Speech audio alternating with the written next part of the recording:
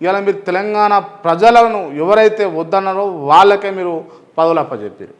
అక్కడ జరిగిపోయింది మోసం. ఎందుకు అని అంటే ఆడు మనోడు కాదని మీకు గతంలో తెలిసినా కూడా మీరు జైన్ చేసుకొని మీరు ఆలన పాలన చూసి అలా మళ్ళా పార్టీ కష్టకాలంలో రాగానే వాళ్ళు జంపు జిలాని అయ్యి.